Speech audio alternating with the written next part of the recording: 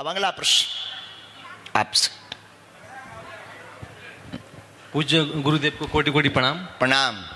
गुरुदेव जी, अध्यात्म स्वास्थ्य का गहरा संबंध है जी। आपने अपने मंच से कई बार सिद्ध कर दिया। कई अप्रत्याशित घटनाएं हुई, ऐसा लगा कई मरीज आए, मेडिकल साइंस ने मना कर दिया कि आप ठीक नहीं हो सकते, वो मरीज भी आपके यहाँ ठीक हुए।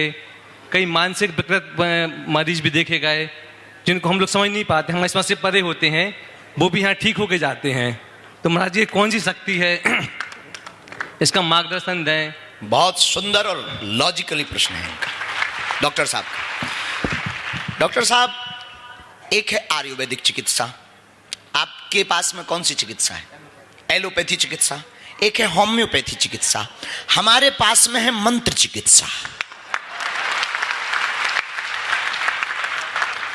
जो काम एलोपैथी करती है, होम्योपैथी करती है, अगर इन पर भरोसा है और सामने वाला व्यक्ति डिवोटी है, उसके अंदर आस्था है। वैसे मेंटल पर कोई आस्था का प्रभाव नहीं पड़ता है, पागल पर क्या आस्था का प्रभाव पड़ेगा।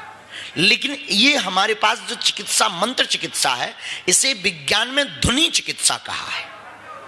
एक ध्वनि चिकित्सा है। जैसे आपने पढ़ा होगा अखबार में कि एक व्यक्ति सरदार जी ने महामृत्युंजय का मंत्र जाप करके अपने ब्रेन का कैंसर ठीक कर लिया। हार्ट की समस्या ठीक हो गई रुद्राक्ष पहनने से और महामृत्युंजय के जाप से और प्राणायाम करने से। यह है ध्वनि चिकित्सा। ध्वनि चिकित्सा से ब्रेन की जो डेड सेल्स हैं, वो सेल जागृत हो जाते हैं और उनके जागृत होने से व्यक्ति स्वस्थ हो जाता है, और इसी का नाम चमत्कार है।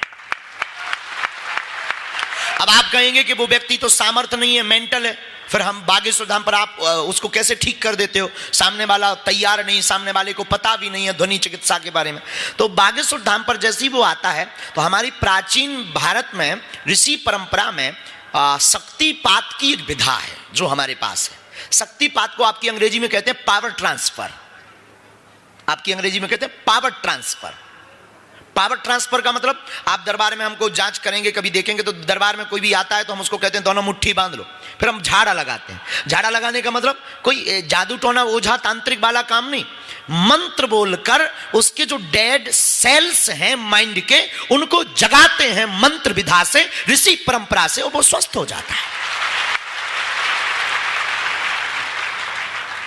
शक्तिपात, शक्तिपात मतलब पावर ट्रांसफर। पावर ट्रांसफर मतलब एनर्जी ट्रांसफर, भीतर से बूस्ट मिलता है। जो हमारे पास तपस्या की, साधना की, हमारे गुरुजी ने जो हमें चेतना दे रखी, जो हमारे गुरुजी ने हमें शक्ति दे रखी, जो हमारे गुरुजी ने हमें पावर दे रखी, उस पावर का प्रयोग सामने वाले अमुक अर्जीकर्ता के व्यक्ति पर, बॉडी पर करते हैं और वो ठीक हो जाता है। इसी का नाम चमत्कार है। तो अध्यात्म और चिकित्सा बहुत गहरे हैं, और अध्यात्म और सनातन एक ऐसा है, सनातन में सब कुछ समाया है, व्यापक है। इसीलिए हनुमान जी को कहा, नासे रोग हरे सब जपत निरंतर, संकट ते मन कर्म वचन। श्री हनुमान जी महाराज की इस चौपाई के बल पर हम लोगों को ठीक करते हैं, नासे रोग हरे सब पीरा के बल पर।